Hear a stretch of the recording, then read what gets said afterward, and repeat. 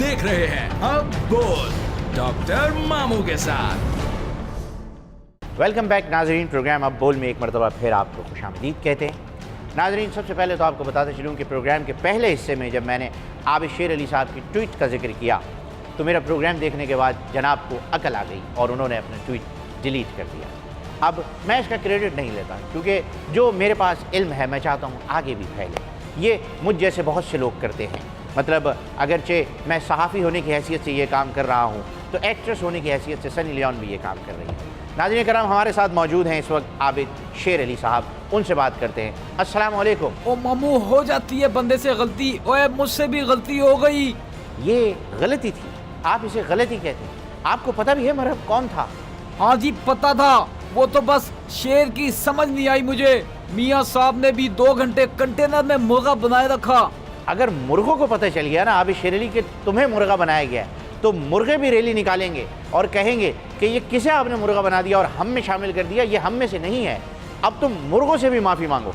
अच्छा जी ठीक है, मैं फिर मुर्गों से कह देता हूँ कि I am sorry, I am very sorry. अच्छा, और क्या कहा आपने कि आपको पता था कि मरहब कौन है? जी मैं तारीख का स्टूडेंट हूँ, मुझे सब पता है। अच्छा, आप तारीख के स्टूडेंट हैं, आपको तो सब पता है। बहरहाल चलें, ये बताइए कि अकबर बादशाह के बेटे का नाम क्या है? जी हसन नवाज और हुसैन नवाज। हैं अकबर बादशाह के बेटों का नाम? वाह क्या बात। ओह मैं समझा हमारे बादशाह के बेटों के नाम पूछे हैं। अकबर के बेटे का नाम शेरशाह सूरी था।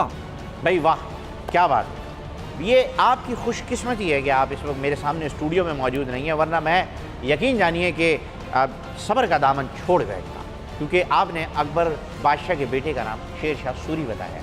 बहुत खूब। चलें, आप तो तारीख के स्टूडेंट हैं ना, ये बता दीजिए कि फ्रांस का इनकलाब क्यों आया? इनके भी जजों ने अवामी मैंडेट का मजाक उड़ाया होगा, वज़ीर आज़म को नाअहल किया होगा और इसलिए आया होगा। और क्या यार है किधर तू, ये बता दे भाई। मैं खुद आ जाता हूँ, मैं आ जाऊँगा। किधर है? और जी मैं भी काम में लगा हुआ हूँ, बड़ा बिजी हूँ। मैं बस निकलने लगा हूँ। चलो ठीक है, मियाँ साहब के लिए मैंने वो तितर और बटेर का खाना जो है वो बनवाना है, उन्होंने फरमाइश की है मेरे से। चलो ओके।